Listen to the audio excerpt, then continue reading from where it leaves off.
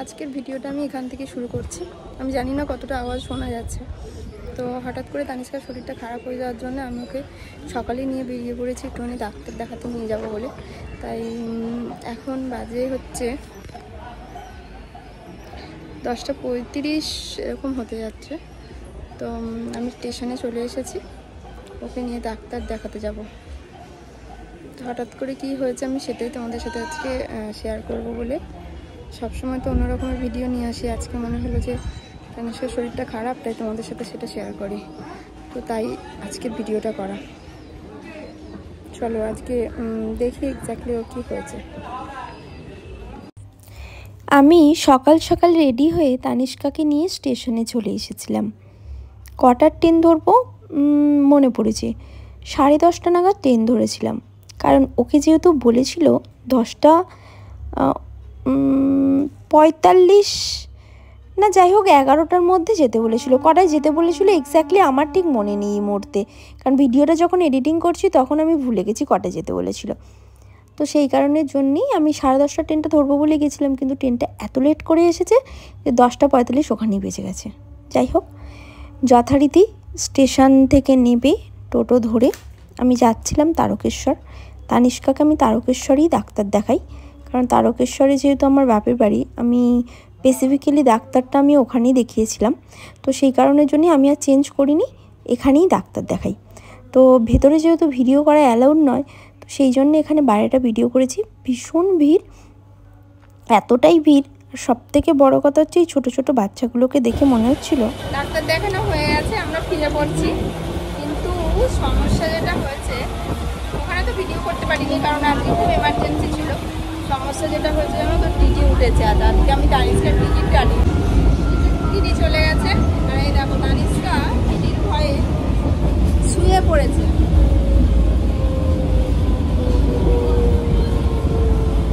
ওকে যদি নামিয়ে নেয়, মানে ওকে যদি ধরে নিয়ে যায়, দিয়ে দেবো। টিটি দাদা যে এসেছিলেন সেটা তোমরা দেখতেই পাচ্ছ।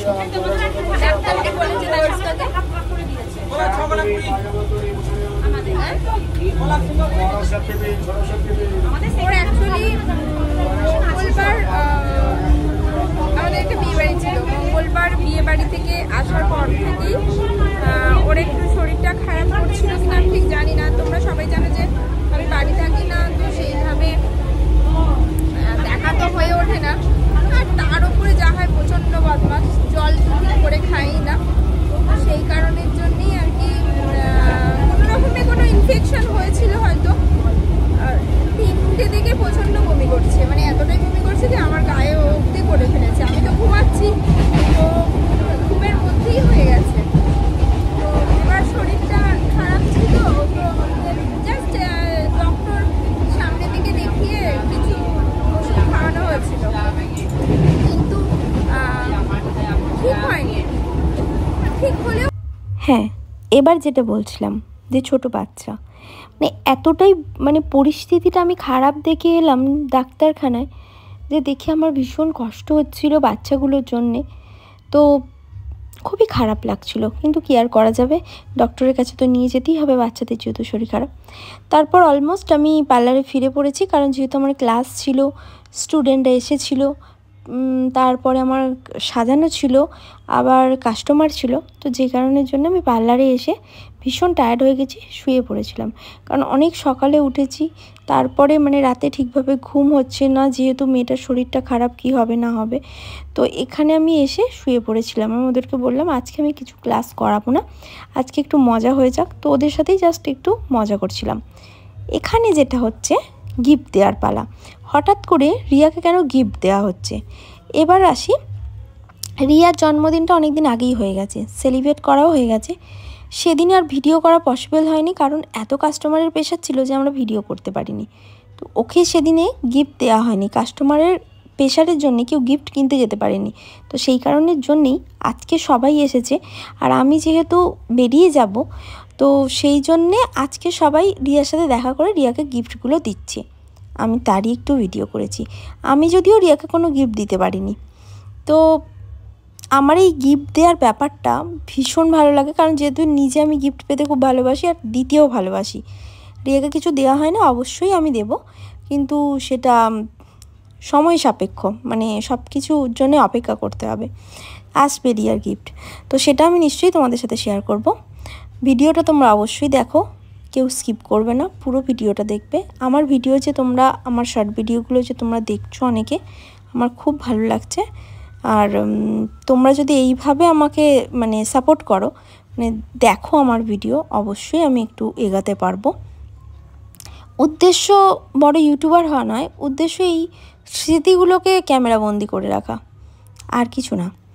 যাই হোক, ও গিফট পেয়ে তো ভীষণ মনে হয় খুশি, আমার স্পেসিফিক্যালি দেখে সেটাই তো মনে হচ্ছিল, তাই জন্য ও গিফটগুলো এখানেই ওপেন করেছে। আর বারবার ক্যামেরাটা আমার দিকে কেন ঘুরিয়ে দিচ্ছিল আমি সেটাও বুঝতে পারিনি। যে ক্যামেরাম্যান ভিডিওটা করেছে তার উদ্দেশ্য ছিল যে আমি শুয়ে আছি সেটাকে বারবার দেখানো। যাই হোক, ক্যামেরাম্যান তো আমার বাড়ির লোক, কি আর করা যাবে, বকতে তো আর পারবো না।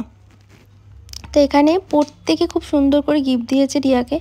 সঙ্গীতা দিয়েছে, অনন্যা দিয়েছে, জয়শ্রী দিয়েছে, রুম্পা দিয়েছে, সবাই মিলে প্রত্যেকটা গিফট খুব সুন্দর, মানে আমার স্পেসিফিক্যালি ভীষণ ভালো লেগেছে। তো জানি না এবার রিয়া কতটা খুশি হয়েছে। রিয়া যদি খুশি হয়ে থাকে অবশ্যই নিশ্চয়ই এদেরকে মনে রাখবে।